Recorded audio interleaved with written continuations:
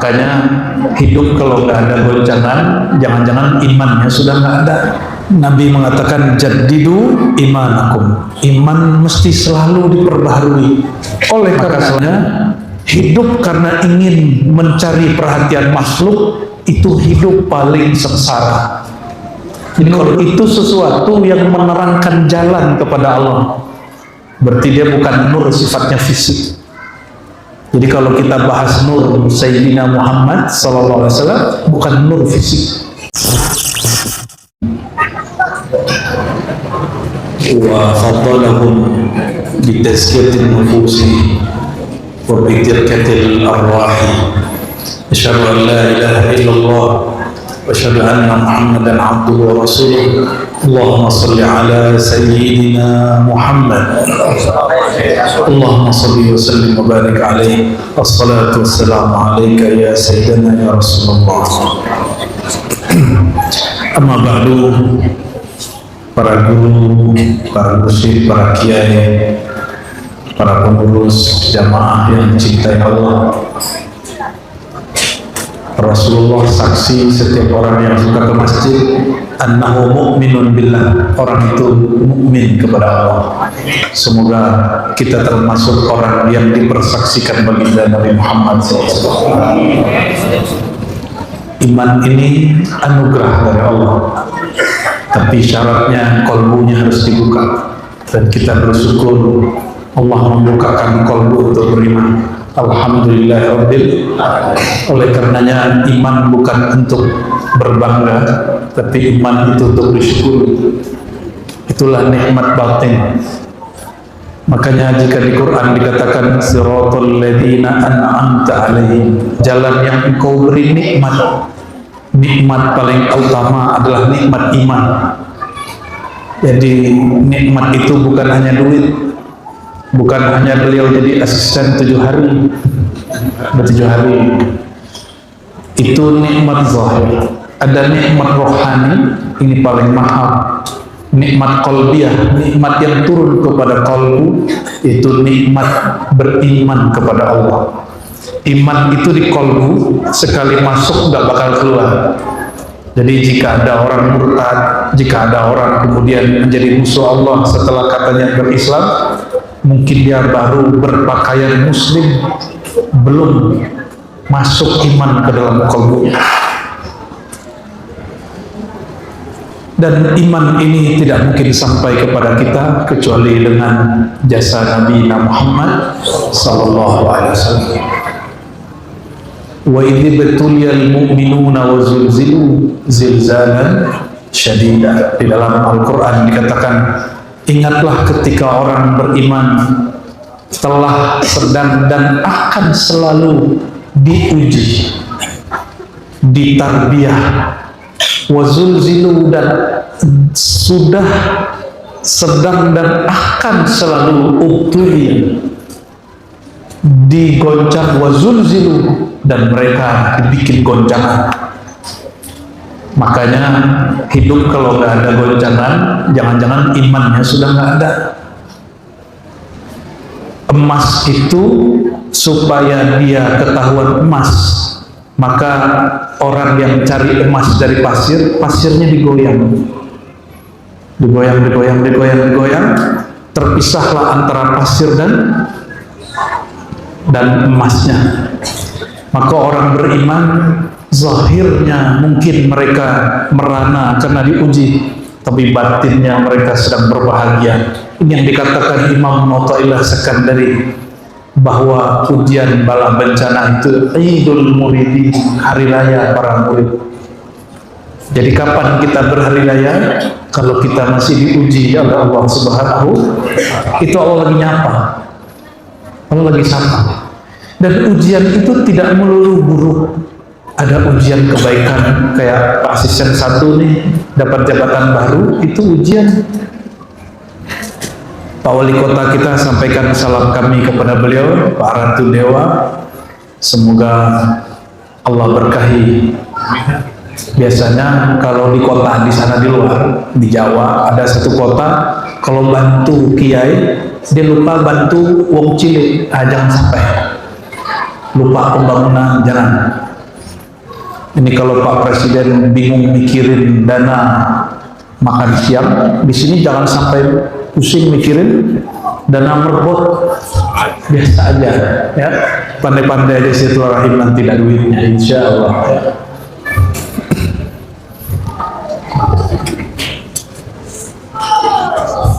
Sebagai tanda syukur kita kepada Allah, kita kirimkan salawat cinta, salawat rindu kepada Sayyidina Muhammad sallallahu alaihi wasallam. Beliau mengatakan asyadun nas bala'an al-anbiya fal amsal fal amsal. Hadis sahih. Orang yang paling banyak diterpa, diuji oleh Allah para nabi, lalu pewaris para nabi, lalu pengikut para nabi. Tadi ujiannya ada dua, ada baik, ada buruk. Itu cuma cek aja. Di saat diberi nikmat, dia pandangkah yang maha memberi nikmat adalah Allah? Di saat nikmat dicabut, dia masih bertuhankan kepada Allah. Iman kalau benar masuk di kolbu, sama aja. Dia mau senang, susah, imannya gak hilang. Mau senang, susah, imannya gak hilang. Kenapa? Imannya sudah di dalam. Sholatnya banyak, sholatnya dikit, imannya sama. Karena iman itu tidak bertambah, tidak berkurang. Yang bertambah cabangnya, yang berkurang cabangnya. Jadi jika ada ungkapan iman naik turun, itu cabang-cabang iman. Ya, maka Sayyidina Ali karramallahu wajhah mengatakan, jika iman sudah masuk ke dalam diri, dia tidak bertambah, tidak berkurang. Kalau dia bertambah bid'ah, kalau berkurang zindik. Dia begitu aja. Ya. Semoga semua yang hadir Allah betul-betul tancapkan iman di dalam diri. Amin ya rabbal alamin. Ya. Kita perbarui imannya, baca syahadat. Asyhadu an la ilaha illallah wa asyhadu anna Muhammadar Rasulullah. Ya Allah, kami perbaharui persaksian kami, iman kami bahwa tiada yang berhak disembah, tiada yang maha menguasai diri kami kecuali Engkau semata. Dan kami bersaksi kekasih Engkau Sayyidina Muhammad SAW adalah Rasul dan hamba Engkau Sallallahu alaihi wasallam Muhammad. Nabi mengatakan jaddidu imanakum, iman mesti selalu diperbaharui. Maka salah satu amalan kami di Ribat Kiai, sebelum zikir kami memperbaharui syahadat dulu. Sebelum baca Fatihah, baca istighfar, perbaharui iman dulu. Berarti iman ini boleh terjadi usang. Dia akan mengalami berdebu. Tempatnya, imannya nggak berdebu, tempatnya berdebu, yang bernama kolbu atau jiwa. Sesuai dengan usulan tema dari pengurus, ini siapa yang bikin tema ini? Temanya serius amat ini. Apa? Penyucian diri. Aduh, berat kali nih. Menyucikan hati. Situ punya hati nggak? Sehingga perlu dicuci. Nyaman nggak tidur di kasur kotor? Nyaman? Nyaman nggak masuk mobil, naik motor, duduk di kursi yang ada kotoran? Nggak nyaman. Nyaman nggak makan, lalar berkeliaran terbang di piring kita, nyaman nggak? Itulah kondisi orang yang membiarkan hatinya tidak dibersihkan. Bersihin piring tiap hari atau sekali doang seumur hidup? Ya, habis itu makan dibersihin lagi atau biarin, kan udah kemarin. Kok nggak dibersihin piringnya, kan udah kemarin gitu ya. Itulah kebanyakan orang awam menganggap saya sudah zikir Pak, kok hati nggak tenang, karena zikirnya sudah. Saya sudah haji, sudah sholat, ya kalau sudah ya sudah. Kalau ruh dia tidak pernah kotor. Ruh itu hanya terhijab, terhalang. Yang kotor itu kolbu, kotorannya disebut penyakit. Kemudian jiwa, nafs. Maka Allah berfirman, na'udzubillahi minasyaitonir rajim, Allah bersumpah dengan jiwa, wa nafsin wa ma sawwaha, surat Asy-Syams. Dan Allah bersumpah demi jiwa. dalam ilmu akidah tidak diperkenankan bersumpah kecuali dengan Allah. Tapi Allah sendiri boleh bersumpah dengan selain dirinya, karena tiadalah selain dirinya kecuali hanya pancaran dan pantulan nama dan sifatnya. Maka demi jiwa yang ada zuhur tajalli Allah, nama Allah, sifat Allah padanya, itu kata Syekh Abdul Qadir Jilani dalam tafsirnya. Jadi ketika Allah bersumpah, wa nafsi wa ma sawwaha, demi jiwa yang mana Allah bertajalli, berzahir dengan nama dan sifatnya pada si jiwa. Jiwa yang mana? Jiwa yang pertama. Ya ayyuhalladzina amanu taqullaha, ya ayyuhalladzina amanu taqu rabbakum, ya wahai orang beriman, takut kepada Tuhanmu yang menciptakan kamu dari mana? Min nafsin wahidah, jiwa yang pertama. Kalau ahli hadis menganggap jiwa pertama itu Nabi Adam. Tapi kalau orang belajar ilmu tauhid, ilmu ma'rifat, jiwa pertama itu Sayyidina Muhammad sallallahu alaihi wasallam. An-nafs al-wahidah. Jiwa pertama itu Sayyidina Muhammad sallallahu alaihi wasallam. Kita dikirimin video sama orang, nggak ada tuh Nur Muhammad, nggak ada. Ya sudah, kalau nggak ada, kalau nggak ada menurut dia, bukan berarti nggak ada yang sebenarnya. Karena dia memahami nur itu cahaya ini, bukan. Ini nur fisik, bukan nur itu. Bapak Ibu ada suka ngaji, suka mendengarkan pengajian, suka, berarti ada nur di hatinya, bukan nur ini. Nur itu sesuatu yang menerangkan jalan kepada Allah, berarti dia bukan nur sifatnya fisik.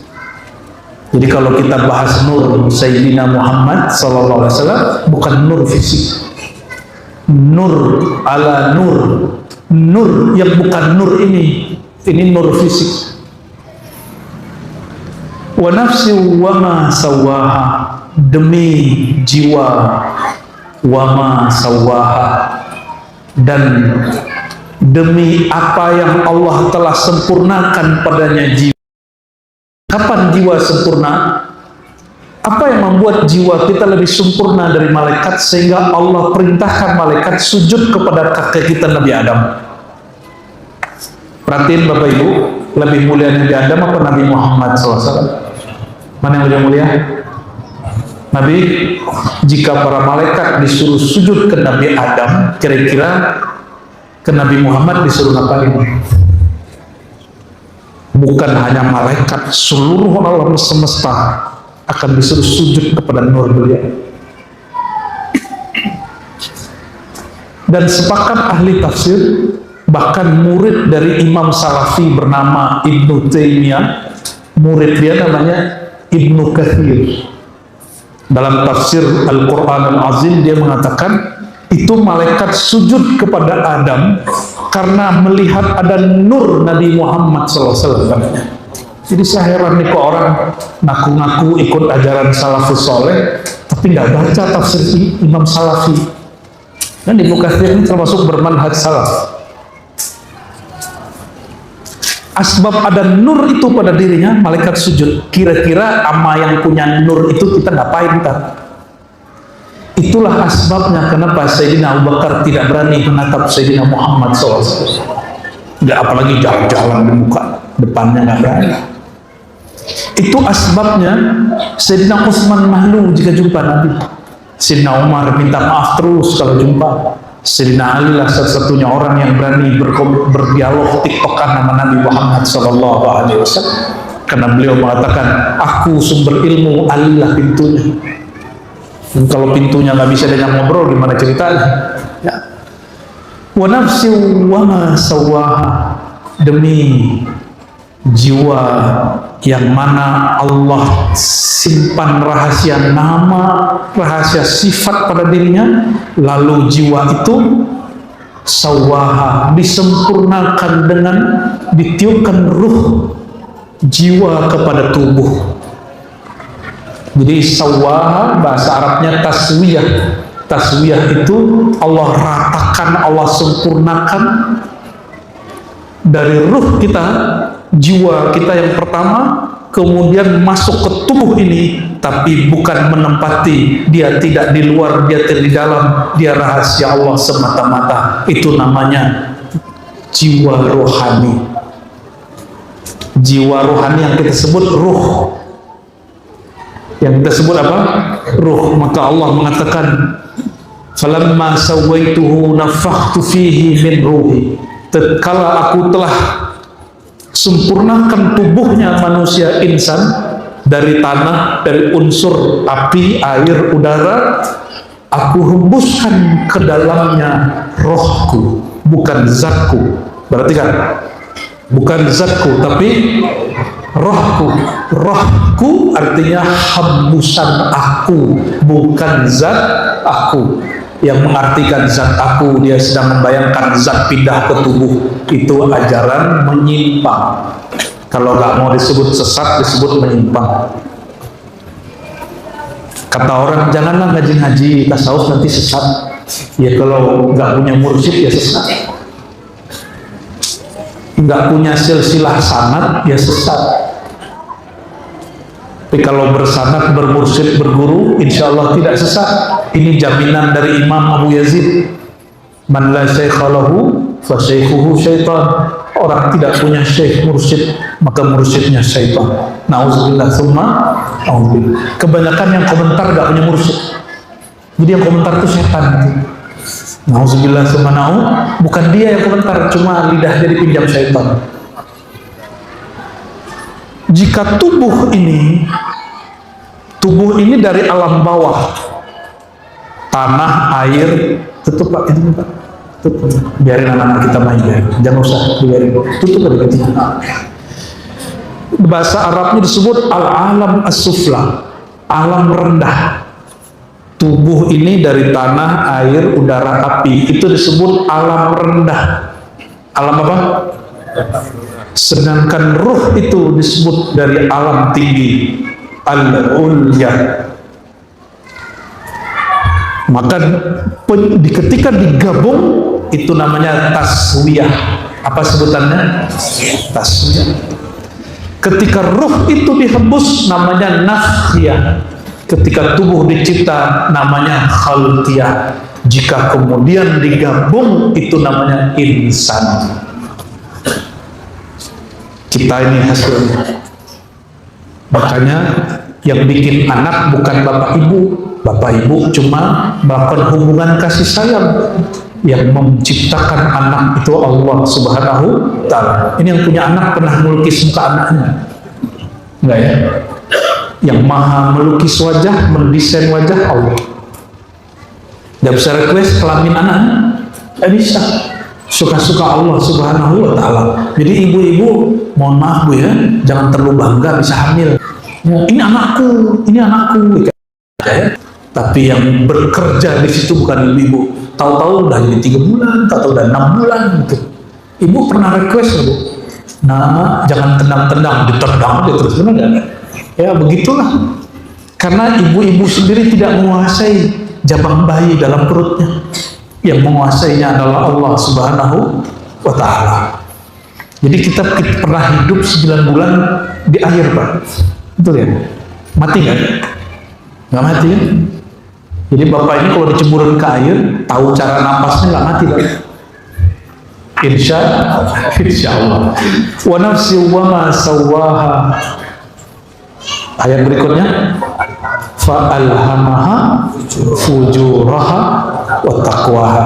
Lalu Allah mengajari jiwa. Alhama, ilham artinya Allah mengajari jiwa. Maka al-muallim al-hakiki adalah Allah SWT. Guru hakikat sebenarnya Allah Subhanahu. Fa'alhamaha fujuraha wa taqwaha. Fujur dan taqwa ini wahai jiwa namanya buruk, ini namanya jelek. Jadi mohon maaf, ini berdebatlah antara ahlus sunnah dengan mu'tazilah. Tapi perdebatannya nggak selesai. Kata orang Mu'tazilah, akal sanggup menentukan baik buruk. Kata Ahlus Sunnah, yang baik itu yang disebut syariat baik, yang buruk itu yang disebut syariat buruk. Tapi ini perdebatannya nggak selesai. Mu'tazilah punya dalil, ini ayatnya. Ahlus Sunnah punya dalil tentang syariat. Akhirnya yang melerai perdebatan ini sufi. Ada Mu'tazilah namanya Ibnu Masarrah. Siapa namanya? Orang Eropa, Spanyol. Dia diusir dari kampungnya karena dia berakidah Mu'tazilah yang tadi, yang bilang akal sanggup menentukan baik buruk. Dia berhaji, waktu di Mekah jumpa cucu daripada Imam At-Tustari, namanya Abdullah Al-Hafidh At-Tustari. Mengajarkan kepadanya, gak begitu debatnya. Dua-dua kalian Ahlus Sunnah dan Mu'tazilah ini ada benarnya, ada kurang pasnya. Maka beliau sampaikan hadis ketiga, istafti qalbak. Bukankah Rasulullah pernah memberikan panduan, minta fatwalah kepada qalbu. Itu kepada siapa? Kepada jiwa yang sudah diajar Allah sedari awal, ini baik, ini buruk.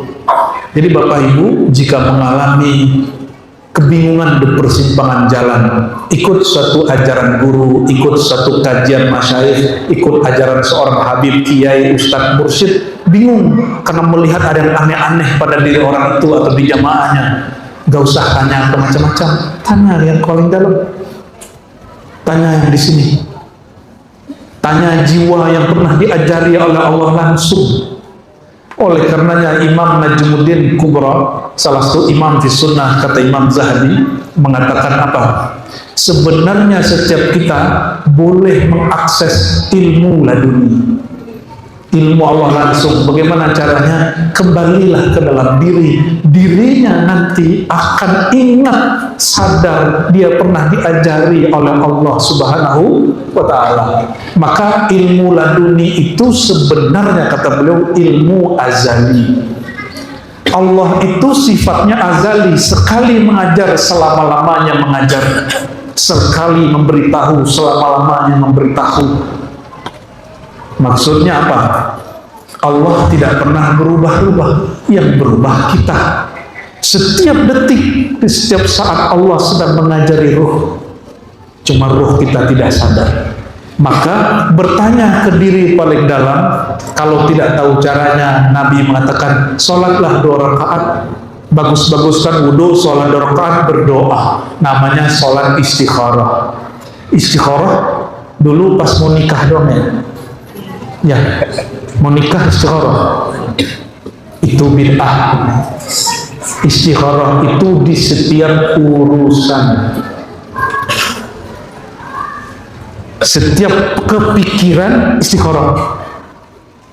Kata Nabi, idza hamma ahadukum, kalau kamu mulai berpikir berat tentang sesuatu, maka falyusbighil wudu, baguskan wudu, falyusalli rak'atain, salat 2 rakaat, doa, minta pertanyaan kepada Allah.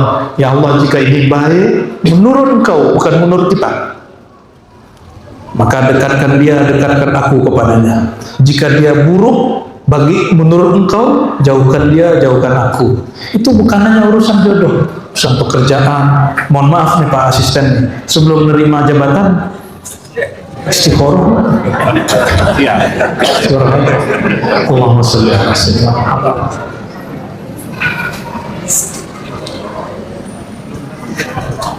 Lalu kata Imam At-Tustari Al-Hafidh ini, lebih kurang ajaran seperti ini. Untuk masalah hukum syariat, baik buruk sesuai dengan wahyu Allah. Tapi di luar bab syariat, baik buruk, dirimu terdalam yang tahu. Dirimu yang terdalam, diri yang sebenar, dirilah yang tahu. Ya, bisa jadi baik menurut kawan kita, tidak baik menurut kita.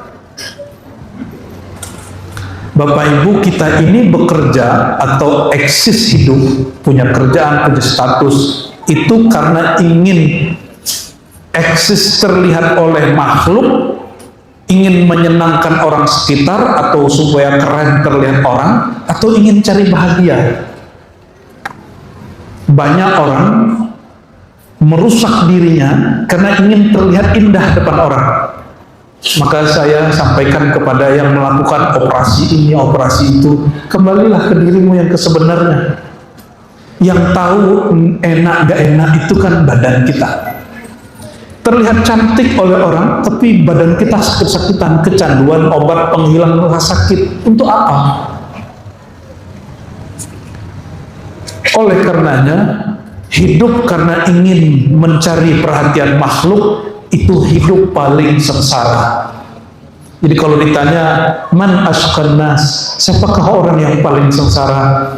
Jawabannya orang yang cari perhatian makhluk. Oleh karenanya juga Bapak Ibu, jangan bentar-bentar pasang status.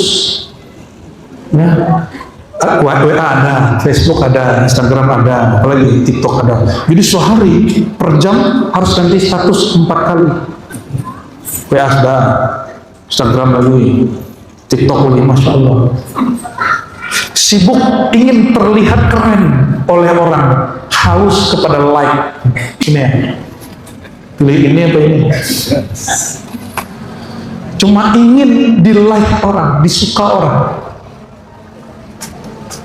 Nauzubillah semanau, termasuk mohon maaf Pak pengurusnya, berkhidmat saja. Mau jamaah senang nggak senang, emang semua orang senang nggak bakal.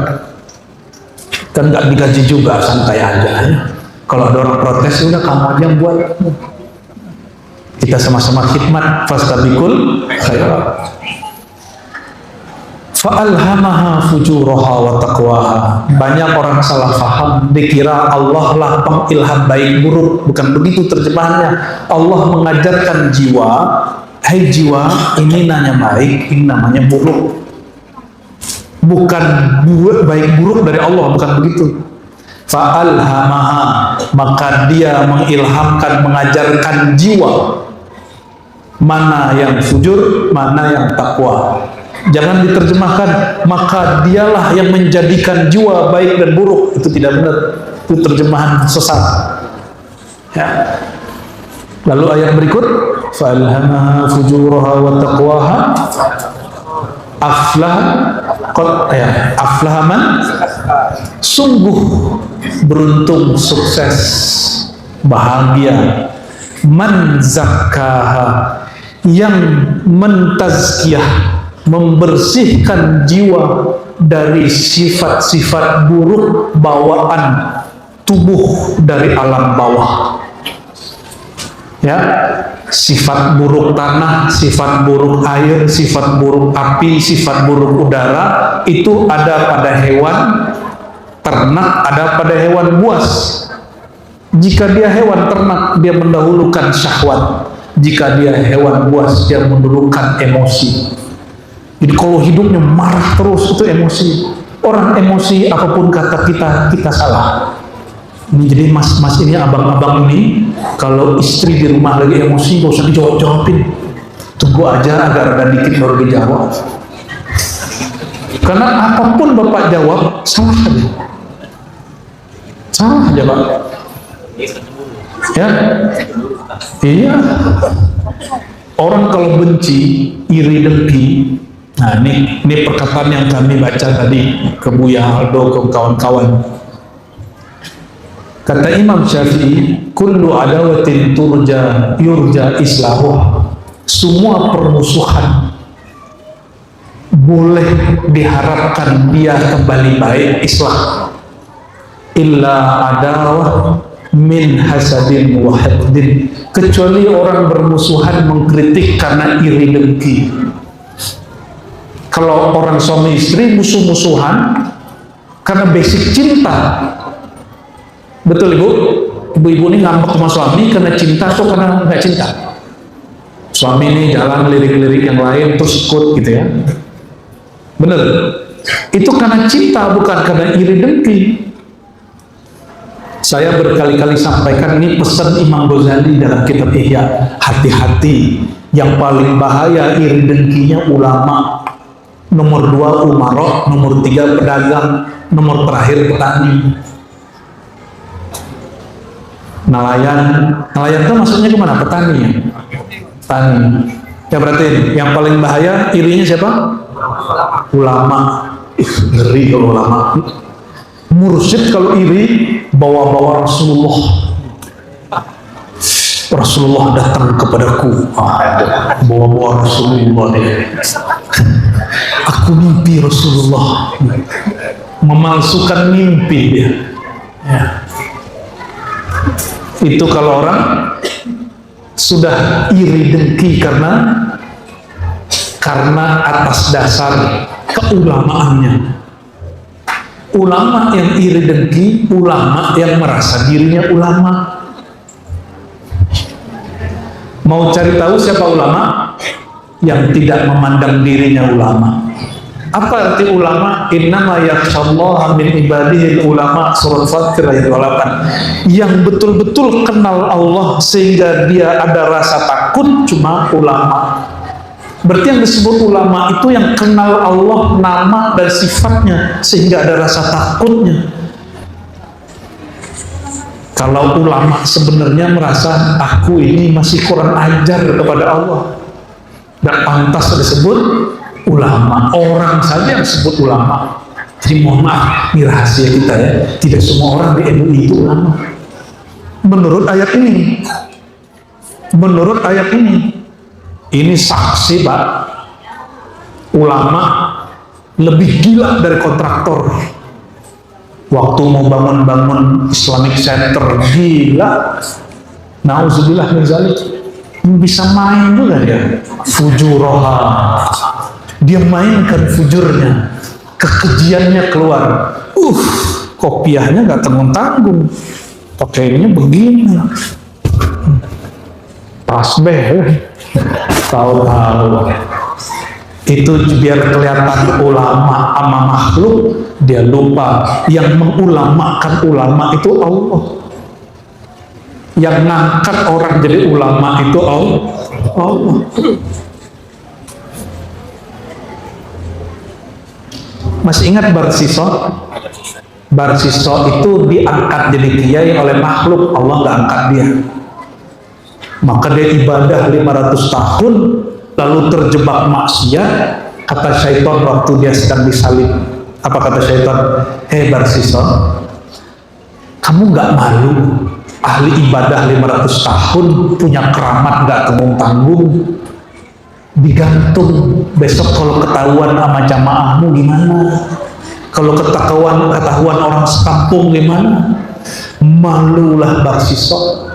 Aduh, apa kata orang? Aku ini kan ulama, aku ini kiai, aku ini mursyid, aku ini habib. Akhirnya syaitan datang kepadanya mengatakan, hei Barsiso, maukah kamu selamat? Orang-orang tidak tahu kamu maksiat, namamu harum. Kata Barsiso, siap. Itu syaitan nyamar jadi orang pakai sorban. Jangan dicopot sorbannya kiai. Ini setan nyamar jadi ulama. Ulama bisa nyamar jadi setan loh. Masa kalah keramat sama setan ya kan? Kalau setan bisa menyerupai ulama, ulama juga bisa menyerupai setan. Kapan? Ke murid-muridnya. Jadi guru mursyid kalau sedang uji murid, dia ngambil rupa syaitan sehingga muridnya tertipu, muridnya kemudian memusuhi gurunya sendiri. Hati-hati. Iya. Nauzubillah subhanallah. Kata Barsiso, siap wahai Tuan Syekh. Kata Tuan Syekh, syaratnya satu, engkau tundukkan kepalamu, sujud kepadaku. Kata Barsiso, oke. Maka dilepaslah dia dari rantainya, dari salibnya, sujud dia kepada yang berserban ternyata syaitan. Bisa sujud, malaikat mau datang, mati dalam keadaan musyrik, pendosa, pengkhianat, penjilat, penista. Nauzubillah subhanahu. Inilah yang didiskusikan oleh guru kami, mursyid-mursyid kami beberapa waktu lalu selepas kita mengadakan latihan suluk di Sumatera Barat ya. Jadi salah satu guru kami ngajak diskusi. Apa kata beliau? Biasanya yang akhir hayatnya hilang kesadaran itu dulu itu orang yang nggak belajar zikir. Tapi kok ini ada kawan saya mursyid, ahli zikir, ahli tarekat, sebelum dia meninggal beberapa tahun kehilangan akal. Kata beliau, Ananda, apa sebabnya? Saya yang nanya, guru kita ini. Orang sudah berumur 70-an, guru besar tarekat masih mau nanya. Ini pun kita sudah malu untuk menjawab.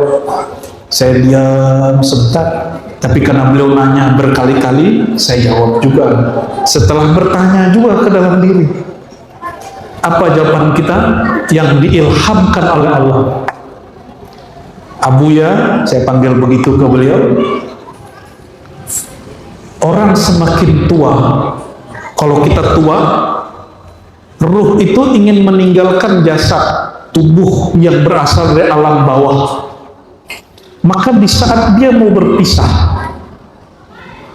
jika di saat dia masih sehat, belum sampai kepada kesadaran rohaninya masih terhijab, makanya kehilangan kesadaran, hilang akal kayak orang bodoh bengkok sebelum mati. Loh, dia kan ahli zikir, begitu kata beliau. Kami jawab apa? Dia baru berzikir dengan lisan dan jiwa kolbunya, belum berzikir sampai ke dalam sir insaninya. Jadi ada sir insani, rahasia Allah di dalam diri. Kita mesti sampai belajar zikir, ini wajib Bapak Ibu, sampai sebelum mati wajib belajar zikir ini, walaupun nggak tahu namanya. Zikir apa? Sir insan, rahasia insan. Apa kata ulama kita? Mereka mendengarkan salah satu ilham dari Allah. Taqwaha fa'alhamaha fujuraha wa taqwa. Di bab taqwaha mereka mendengarkan kalam wa fi sirri ana. Di dalam sirmu itu engkau baru dapat kenal aku. Hilangkan akumu barulah nyata aku. Fazkuruni azkurukum. Selama ini belajar zikir masih angka-angka, kualitas-kualitas. Zikir sekian. Apalagi mohon maaf Bapak Ibu masih belajar zikir supaya rezeki lancar. Ini pada nonton ini nggak, review mobil, sholawatin aja gitu ya. Remeh amat sih sholawat untuk beli mobil bekas lagi. Sholawat itu lebih mulia dari alam semesta. Kalau cuma untuk mobil kecil, ya. Jadi jangan sampai mempermalukan Nabi Muhammad SAW lalu menggunakan sholawat kita untuk hal-hal yang kecil. Malu, ya. Udah rumah, pengen rumah, sholawatin aja. Itu namanya ingin dunia pakai amal akhirat. Benar gak? Sholawat amal akhirat, zikir amal, puasa amal akhirat. Untuk apa? Dunia. Kecuali ngomongnya gini, ya Allah, semoga kalau aku punya rumah bisa menafkahi, menutupi aibku, keluargaku, dan nyaman beribadah. Oh, modus. Lumayan. Lihat nih, ada kendaraan, semua ya Allah, semoga punya kendaraan yang layak, pantas. Kalau pengajian nggak kena hujan. Modus, lumayan. Baru baca sholawat. Jangan karena nafsiyah diri kita yang bersyahwat ini ingin kenyamanan. Nih, perhatiin lagi. Apa ciri-ciri aku yang nafsiyah dengan aku yang rohani? Bedanya apa? Aku yang nafsiyah ini, yang manusia dari alam bawah rendah itu, dia sukanya yang senang-senang. Bangun malam jam 3 senang gak? Berat? Ngeluarin duit berbagi senang atau berat? Berat. Pergi haji umroh jalan-jalannya senang, pas sudah ibadahnya berat? Berat. Kita doakan yang sedang berhaji sama ketua takmir ya, wah jadikan hajinya mabrur, amin ya rabbal alamin. Yang belum berangkat semoga diberangkatkan minimal umroh, amin. Tapi kata Nabi, nanti di akhir zaman orang umroh itu jalan-jalan. Semoga yang hadir ini umrohnya bukan jalan-jalan, tapi karena ingin memakmurkan rumah-rumah Allah. Amin ya rabbal alamin. Sebelum umroh di sana, makmurkan dulu yang di sini. Ya, sebelum tawaf di sana, keliling dulu di dalam diri. Ya, sebelum ziarah yang di sana, berziarah dulu, kunjungi dulu diri yang sejati. Insya Allah koneknya kuat nanti. Amin ya rabbal. Oke, fa'alhamaha fujuraha wa taqwaha. Lalu ayat berikut, beruntunglah orang-orang yang zakkaha, mensucikan, membersihkan jiwa. Tapi dalam hadis Nabi berdoa, ya Allah, bersihkanlah jiwa kami. Zakkiha, ya, bersihkanlah jiwa kami. Jadi yang membersihkan siapa? Allah juga. Kalau jiwa ini gak bersih, bersih itu bukan jadi malaikat. Bersih itu tahu caranya, kalau dia kotor tahu cara pulang. Namanya taubat. Oleh karenanya, orang yang bersih di dalam Islam itu, yang suci dalam Islam bukan orang yang gak pernah maksiat, tapi orang yang dia punya satu amalan setiap hari bernama taubat. Orang yang paling banyak taubat bernama Sayyidina Muhammad SAW, dan beliau bertobat setiap hari berapa kali? 100 kali. Dan Nabi Muhammad tidak hanya istighfar taubat untuk dirinya, karena beliau tidak punya kotoran. Dalam surat Muhammad ayat 19 beliau diperintah, wastaghfir lidzambika walil mu'minin.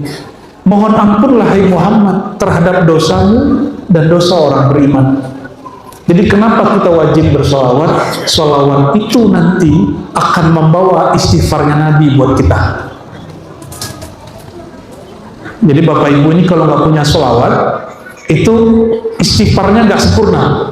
Karena yang betul-betul beristighfar itu hanya Nabi Muhammad SAW. Berarti Nabi ini kadang mengajarkan siapa yang ingin dibukakan jalan banyak-banyak istighfar. Tapi orang hari ini membawa hadis ini untuk kepentingan dunia. Ustadz-ustadz ini cinta dunia atau cinta Allah sih? Kok urusan dunia pakai jalan akhirat? Itu kan salah jalan. Itu yang disebut sesat rohani. MUI nggak usah ngurusin fatwa-fatwa aneh-aneh. Yang begini diurusin. Orang pakai amal akhirat untuk keperluan dunia. Itu harus diurus. Bikin fatwa mulu. Fatwanya menjelekkan saudara kita sendiri. Hal yang begini masalah ini mesti diluruskan. Bagi saya itu sesat. Orang ingin dunia pakai media akhirat, itu bahaya. Yang bicara bahwa ini bahaya itu wali Allah Al-Ghaus Abul Hasan Asy-Syadzili, Syekh Abdul Qadir Jilani, Syekh Muhammad Abdul Karim Sarmani. Itu mereka sepakat mengatakan kamu punya hasrat duniawi, terus untuk mencapainya pakai amal dunia, awal ukhrawi, amal akhirat. Takun abghadal ibad ilallah, kamu menjadi hamba yang paling dibenci oleh Allah Subhanahu wa taala. Zahirmu sujud kepadanya, tapi batin menginginkan selainnya. Badannya tawaf di Ka'bah, dalam hatinya ya Allah proyek, ya Allah proyek, ya Allah proyek, ya Allah. Apalagi musim-musim sebelum kampanye kan, badannya di Ka'bah, berkeliling di seputar Ka'bah, tapi hatinya berkeliling di hasrat duniawinya. Ya, apa? Kongsi. Suara rakyat. Suara. Caleg. Wali kota. Begitu hari ini. Duit. Karena ada hadisnya. Antara umroh dan umroh dihilangkan kefakiran. Jadi orang ini umroh bukan karena ingin memakmurkan rumah Allah, tapi supaya gak miskin. Ini perhatikan ya, bedakan tujuan dengan manfaat. Ini kalau di kampus-kampus harusnya ilmu orang kampus jangan berhenti di kampus. Mesti kita apa istilahnya dia? Down to earth. Membumikan ilmu kampus pesantren ke masyarakat. Jadi mohon maaf para kiai, kenapa Al-Fakir berani membawakan kajian-kajian ini di masyarakat umum? Karena saya berpikir Bapak Ibu ini awal penciptaan kita sama semua, benar gak? Bapak punya ruh, saya punya ruh. Bapak punya jiwa, saya punya jiwa. Kita sama-sama dari tanah. Mungkin Bapak tanah konflik, saya bukan. Tanah sengketa ya. Tanah abang. Karena semua orang sama, yang berbeda cuma inteleknya.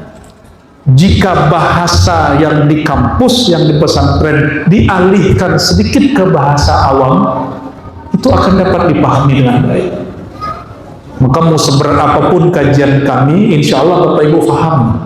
Karena saya kan nanya dulu ke dalam sini, baru diterjemahkan keluar, nggak pakai bahasa kampus kita.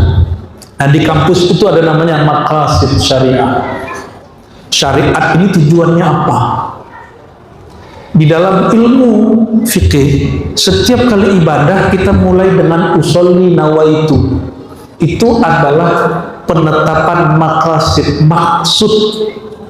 Setiap niat pasti belakangnya ada lillahi nawaitu sauma ghadin an adai fardi syahri ramadhana lillahi usalli fardal maghribi salasa rakaatin ma'muman lillahi.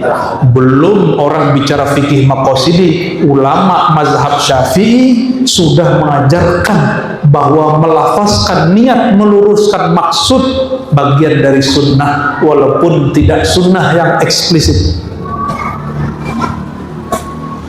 Tujuan ibadah itu aqimis sholata lidzikri, untuk mengenal Allah, untuk kembali ke Allah, bukan supaya hilang kefakirannya. Sholawat supaya beli rumah, beli mobil, bukan itu. Itu sesat itu. Itu sesat yang mesti diluruskan. Orang begini wajib punya mursyid. Jika ada ustadz begitu, dia wajib belajar lagi, cari mursyid yang bimbing dia. Ada seorang imam yang tiada yang paling alim di alam waktu itu kecuali dia, namanya Fakhruddin Ar-Razi. Yang di depan Bapak Ibu namanya siapa? Tanpa Fakhruddin. Imam Fakhruddin Ar-Razi wafatnya sekitar 606 Hijriah. Dia ini disawanin semua ulama antara kota Rai dan Armenia, Uzbek, Khawarizm. Semua orang datang ke dia, semua kiai. Tapi ada laporan, Tuan Syekh, ada satu ulama yang gak datang. Ditanya, siapa namanya? Ngapain dia? Namanya Imam Najmuddin Kubra, orang Khawarizm. Itu tetangganya Imam Bukhari, cuma beda masa ya. Lalu ditanya, kok dia nggak datang? Ini kan hari pertemuan ulama-ulama, kenapa dia nggak datang? Jadi ketua majelis ulamanya zaman itu siapa? Fakhruddin Ar-Razi. Kata orang-orang, dia mursyid tarekat, ilmunya mantap. Kata Imam Fakhruddin, oke, biar saya aja yang sowan, jangan dia yang datang. Maka beliau kemudian turun dari mejanya, dari kursinya, dan dia langsung pakai kuda berangkat ke zawiyah suraunya Syekh Al-Imam Al-Arif Billah Najmuddin Kubra. Udah jumpa, ketemu, terjadilah dialog antara mereka. Ini disebutkan sebagian kisahnya oleh Imam Zahabi dan imam-imam yang lain. Apa kata Imam Zahabi? Berjumpalah Fakhruddin Ar-Razi dengan Najmuddin Kubra. Setelah dia menyaksikan luar biasa kalam Imam Najmuddin Kubra, mengajarkan cara membersihkan hati, mengenal Allah, bertanyalah Imam Fakhruddin Ar-Razi, ketua majelis ulama yang kaya, dia punya pembantu 30 pembantu dong. Ada yang punya pembantu 30 sini kiai? Orang kaya aja belum tentu punya pembantu 30 sini. Dia punya rumah gede sekali kayak istana raja, punya kekayaan di mana-mana, punya bini juga di mana-mana, Pak. Ini Imam Fakhruddin Ar-Razi. Bertanyalah beliau, wahai Tuan Syekh Najmuddin Kubra, dengan cara apa engkau bisa mendapatkan ilmu yang aku tidak mengerti ini? Jadi ternyata Imam Fakhruddin, ketua majelis ulama zaman itu, dia terheran-heran, kok ada orang mengerti ilmu yang dia gak mengerti, yaitu ilmu qalbu, ilmu rohani. Kata Imam Najmuddin Kubra, kamu mau? Kamu mau? Ditanya 3 kali. Kata Fakhruddin, kalau boleh tahu, kasih tahu dong. Kata Imam Najmuddin Kubra, oke. Tinggalkan posisimu sekarang, duduk di tempat aku duduk. Engkau keluar dari sini akan paham yang aku maksud. Kata Imam Najmuddin Kubra, aduh saya orang sibuk, banyak kerjaan. Ini selevel ulama loh. Akhirnya Imam Najmuddin Kubra diam, Fakhruddin Ar-Razi pun diam, Sawan pergi. Sekarang orang nggak kenal Imam Najmuddin Kubra kecuali sebagai imam sufi, padahal dia ahli hadis. Fakhruddin Ar-Razi hanya sebagai ulama akliyah, ahli tafsir akidah akliyah, nggak disebut imam yang arif billah, kenal Allah. Asbab dia tidak mau tinggalkan posisi dia supaya mengenal Allah Subhanahu wa taala lebih. Tapi dia kenal beberapa ilmu imam ini, ya. Bapak Ibu yang bukan Allah, udah 9:30 ya. Allah menyebutkan orang sukses itu bukan orang berpunya secara materi saja, tapi orang yang berhasil mengelola dirinya. Dia bersihkan jiwanya, ya. Lalu di surat Al-A'la setelah membersihkan diri, kalau tadi kan Asy-Syams, wa dzakara asma rabbih, lalu dia bermakrifat kepada Allah. Kata Imam Junaid, nih perhatiin, Imam Junaid berkalam, lau alimal umara ma fi asrarina laharabuna. Seandainya para penguasa tahu rahasia kolbu kami, mereka akan merenggutnya dari kami, akan menjajah kami, akan mencoba untuk mengambilnya dari kami. Maka Imam Fakhruddin tadi ingin mencoba mendapatkan ilmu itu, cuma pas dibuka jalannya dia nggak sanggup. Oleh karenanya Bapak Ibu, setiap musim kampanye politik yang dicari ulama bukan? Ya, kalau hujan nggak turun-turun yang dicari ulama, udah berobat kemana-mana yang dicari ulama. Nggak minta sembuh, tapi minta supaya hati sembuh. Kenapa? Karena ulama kenal Allah Subhanahu wa Ta'ala. Berdasarkan itu Imam Ghazali membagi ulama itu terbagi 2. Ada ulama zahir, ulama bergelar LC, LMA, doktor. Ini mohon maaf ya, LC itu S1 Pak. Sebenarnya belum layak disebut ulama. Ulama itu mestinya minimal secara akademisi magister atau doktor lah. Mohon maaf yang masih LC, SAG ya. LC, SAG itu setara. Harusnya ulama dulu. Itu kalau level pendidikan paling tinggi itu ya doktor lah. Cuma kan kalau kita ngomong begitu pada tersinggung, ya. Katanya tuntutlah ilmu sampai liang lahat. Ini kok berhenti di S1 ya? Orang S1 gurunya baru dikit, kalau S2 gurunya banyak, S3 gurunya lebih banyak lagi. Jangan sampai orang-orang ahlu sunnah ini kalah sama orang Syiah nanti. Orang-orang Syiah itu mereka bagi awam, menengah, ayatullah. Ayatullah itu mujtahid, orangnya boleh, dia punya otoritas tertinggi dalam agama. Sampai hari ini mereka masih bergerak. Yang boleh berfatwa cuma yang dapat gelar ayatullah. Sekarang di kita baru S1 udah fatwa. S2 belum rampung udah berfatwa, S3 belum beres udah berfatwa. Di Iran orang Syiah, ini kita bisa kalah ahlu sunnah nanti nih. Katanya ahlu sunnah lebih benar dari Syiah, tapi manhaj kita sudah gak benar. Meskipun nih kita nih benar, Kalau manhaj kita, sistem berpikir kita nggak benar, kita akan kalah. Kita akan kalah, Bapak Ibu. Bagi mereka, orang doktor kalau nggak mengikuti sistem pengajian sampai bergelar ayatullah, nggak boleh fatwa. Di kita bebas. Makanya Indonesia ini negara yang bebas-bebas semua. Mau jadi kiai bebas, mau jadi koruptor bebas. Ya, betul nggak? Kiai jadi politisi boleh, politisi jadi kiai boleh. Kita menyaksikan itu, politisi jadi ustadz, ustadz jadi politisi. Kita tidak mengatakan agama ini tidak mengajarkan politik. Politik harus dibimbing agama.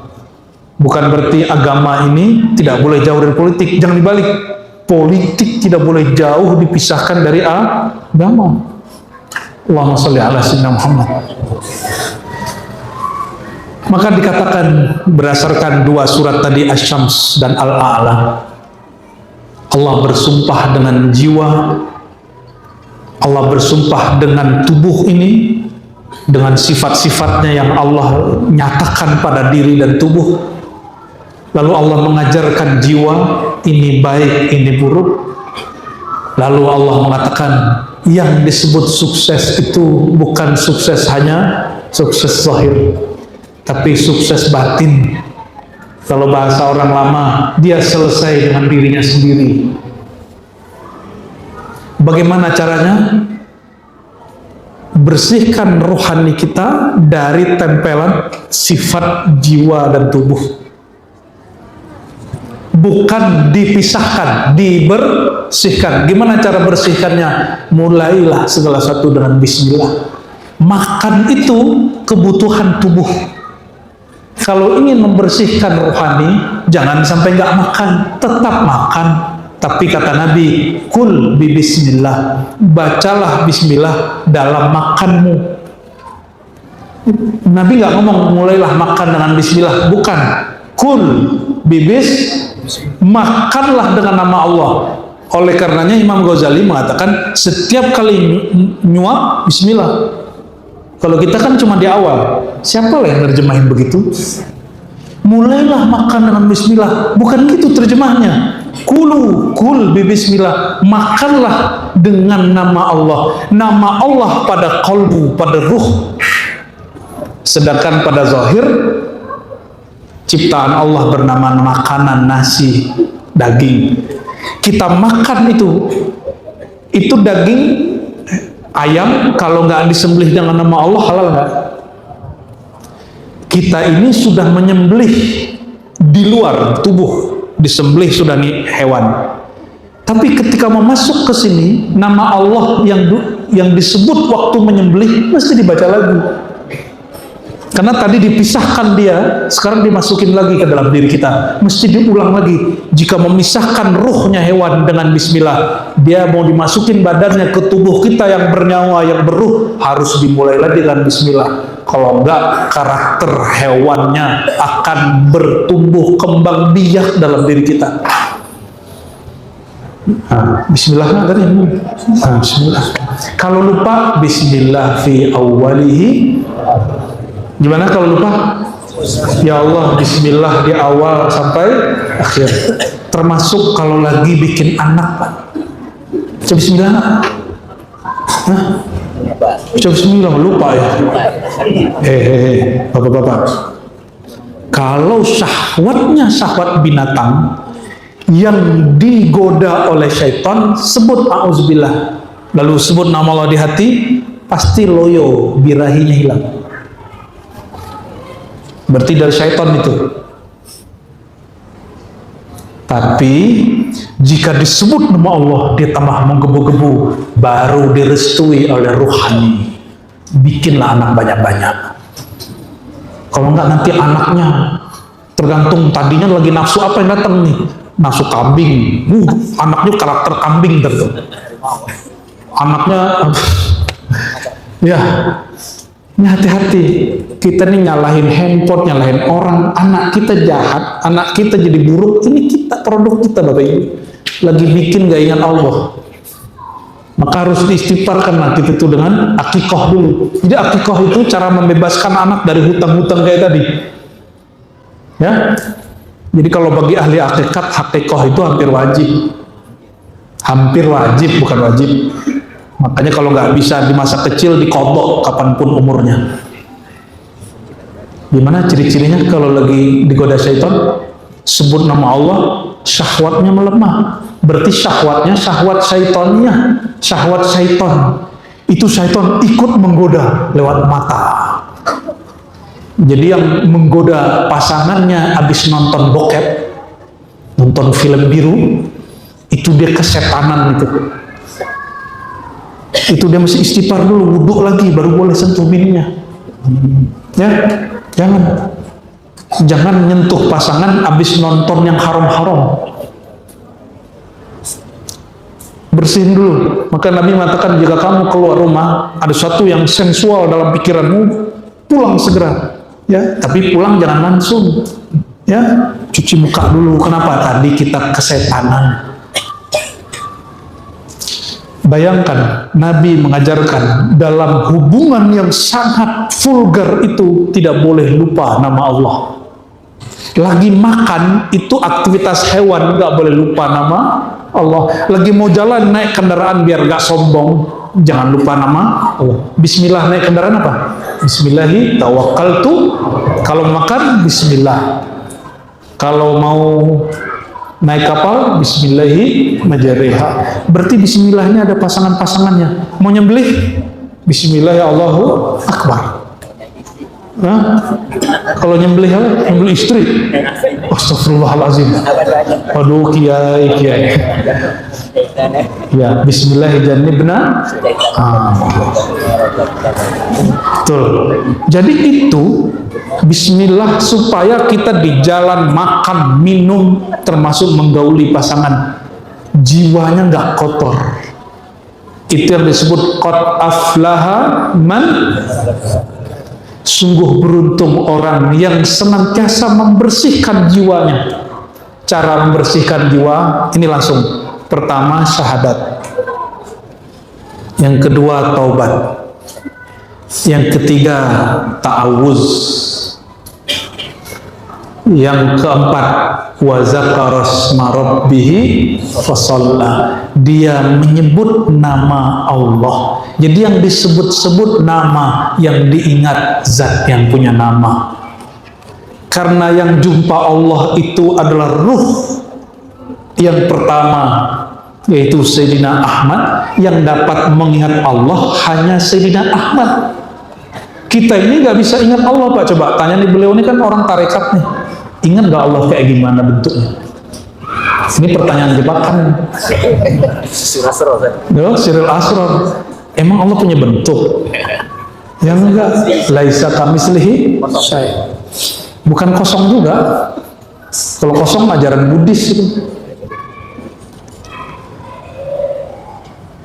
Jadi yang pernah jumpa Allah siapa? Jumpa Ahad hanya Ahmad. Yang jumpa Allah hanya Muhammad sallallahu alaihi wasallam. Karena kita tidak mungkin langsung jumpa, kita harus menumpang di kapalnya. Kita harus menumpang di syariatnya. Jadi kalau ada orang bilang langsung aja ke Allah, kan yang ngomong begitu dua kelompok. Satu orang ngaku-ngaku bertasawuf ahli hakikat, satu kawan kita salafi. Sama ini dosisnya hampir sama nih. Gak usah tawasul, langsung aja ke Allah. Ini teman kita salafi. Bener ente kalau udah sampai di sono. Jadi ajaran salafi itu ajaran hakikat. Ya, jadi kita ini kalau mau baik-baikan nama Wahabi Salafi bilang, bro, ya akhi, ajaran ente ini ajaran hakikat. Di kita tuh level tinggi. Cuma kalau mau ke sono, tangga-tangganya lumayan. Kan dia bilang gak boleh tawasul kan? Langsung aja ke Allah, boleh, nggak apa-apa. Kalau sudah tahu jalannya. Orang ke kiai aja sulit jumpa, ketemu presiden aja banyak protokolnya, apalagi yang mempunyai alam semesta ini. Ya. Masuk ke diri aja banyak pintu-pintunya, gimana masuk ke Allah? Nggak ada orang bisa sanggup masuk ke Allah, karena Allah tidak dapat dimasuki. Dia lebih dekat dari diri kita sendiri. Ya.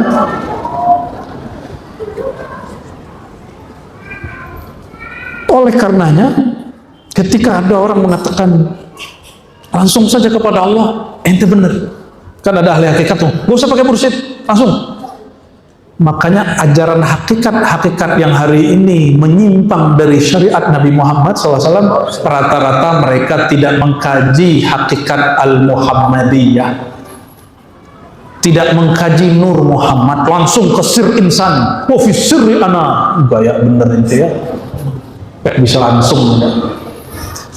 Iya, sampai ente gitu. Jadi kita wajib menumpang pada kapal kolbu Sayyidina Muhammad sallallahu alaihi wasallam. Wajib menumpang. Yang ditatap Allah itu cuma kolbu beliau. Supaya kita ini ikut ditatap Allah, carilah perhatian Sayyidina Muhammad SAW dengan dua cara. Maka penulis kitab Martabat 7 ya, At-Tufa Ar-Mursalah Al-Iman Al-Burhanpuri beliau mengatakan, kalau ingin engkau sampai di maqam itu dua saja. Ini oleh-oleh pada malam ini. Pertama, ittiba'u sunanil Mustafa Muhammad SAW kamilan, mengikuti sunnah Nabi semuanya, mulai dari bangun tidur sampai tidur kembali, mulai dari yang zahir sampai yang batin. Jangan zahirnya aja, batin juga ya. Celana udah nggak jingkrang, tapi hatinya masih sombong. Kan jingkrang gak jingkrang bukan itu intinya. Intinya adalah jiwamu, pikiranmu menganggap dirimu lebih baik dari orang. Ini teman-teman kita yang sudah jingkrang jangan diejek, Pak. Itu udah bagus, level 1. Tinggal dia motong kesombongan dirinya sebagaimana dia sudah potong celananya. Kita apresiasi teman-teman jingkrang tuh ya. Tapi pikiran otaknya jangan jingkrang, sombong yang dijingkrangkan ya. Maka berguru jangan hanya satu jalur, banyak jalur.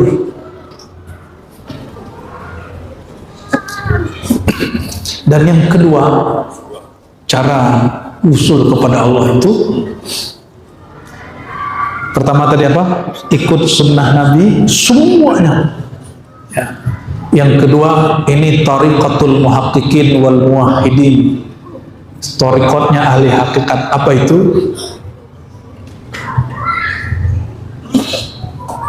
Tariqatul mahabbah, cinta. In kuntum tuhibbunallah fattabi'uni. Ini ruhnya mengikut. Kalau ikut sunnah akan terasa berat. Ini obat penghilang berat ikut ajaran Nabi Muhammad. Ruhul ittiba kalau saya sebut. Yang pertama ittiba, ngikut sunnah. Kalau yang kedua ruh ittiba, itu mahabbah. Dan mahabbah yang berarti cinta, maharnya cuma satu. Engkau berkorban untuk mengenalnya. Engkau hancurkan keakuanmu untuk mengenal keakuannya. Menghancurkan diri itu yang disebut dengan menfanakan diri. Fanakan diri, kenalilah dia. Gimana caranya? Mulai belajar tentang rahasia nama Allah, rahasia sifat Allah ya. Di kajian-kajian nama Al-Asmaul Husna, sifat 20 mesti dihidupkan kembali. Nama-nama Rasulullah itu mesti dihidupkan kembali. Hanya itu cara usul. Barulah nanti nama kita, wajah kita disertakan di dalam daftar penumpang kapal bernama syariat Nabi Muhammad sallallahu alaihi wasallam. Semoga Allah meridhoi kita yang hadir malam ini. Mohon maaf jika terlalu menggurui. Mohon maaf nggak dapat salaman semua ya. Semoga malam ini Allah hantarkan kalbu kita kehadiratnya. Amin ya rabbal alamin ya rahim Nabi sallallahu alaihi wasallam wa ila sadatina al-awliya wal anbiya wal mujahidin wa syuhada. Al-Fatihah. A'udzu billahi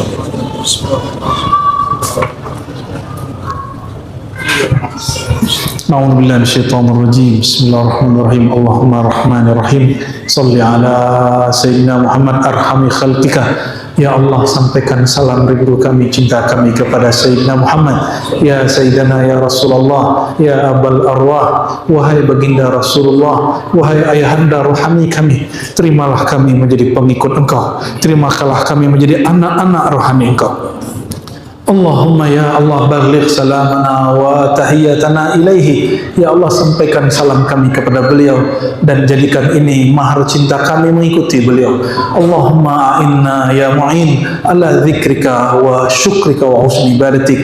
Ya Allah yang maha penolong, tolonglah hambamu ini yang lemah ini, semua yang hadir malam ini, semua yang menyimak kajian ini, untuk kembali mengingat Engkau, untuk kembali mengenal Engkau, sehingga terang benderang jalan pulang kehadirat Engkau.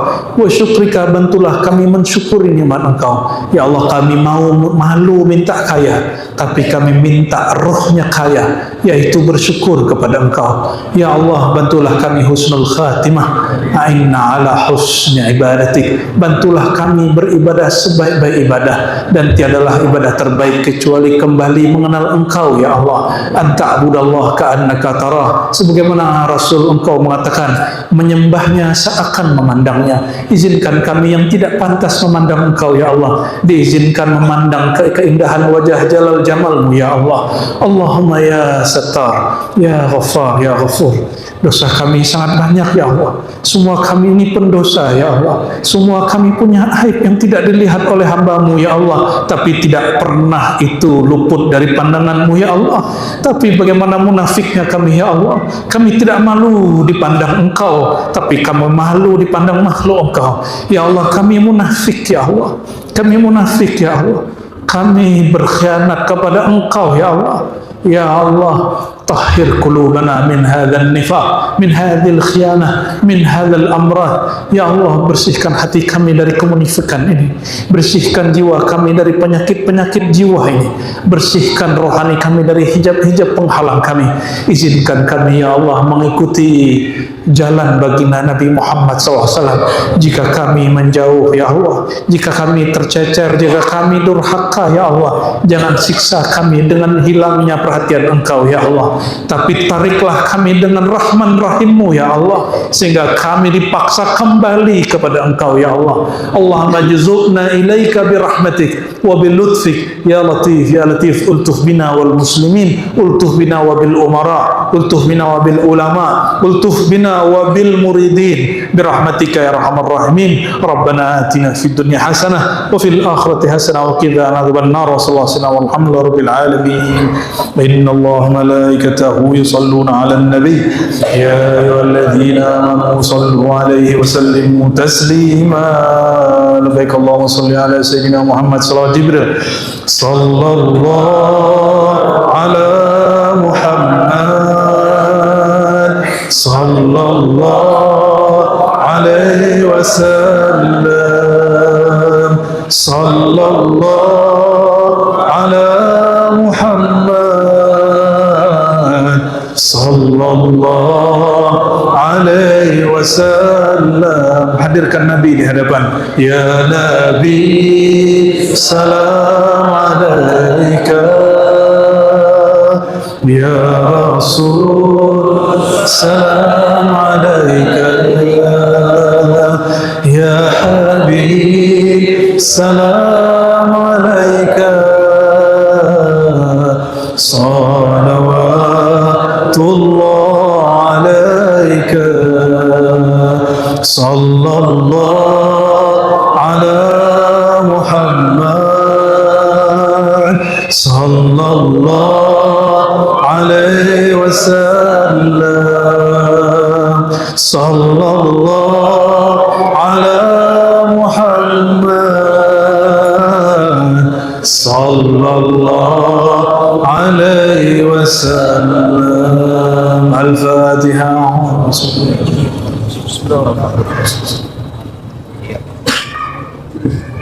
Amin amin ya rabbal alamin. Ya munazzil al-Fatihah, ya rabb sayyidina al-Fatih, ya rabb sayyidina al-Khatim, salli ala sayyidina Muhammad al-Khatim al-Fatih wa bihaqqihi fastajib da'watina waqdi hawaijana wastur auratina wa awsilna ilaik bihaqqil Mustafa wa bijahil Mustafa Muhammad sallallahu alaihi wasallam. Subhana rabbika rabbil izzati amma yasifun wa salamun alal mursalin walhamdulillahi rabbil alamin. Maaf salah kurangnya. Assalamualaikum warahmatullahi wabarakatuh.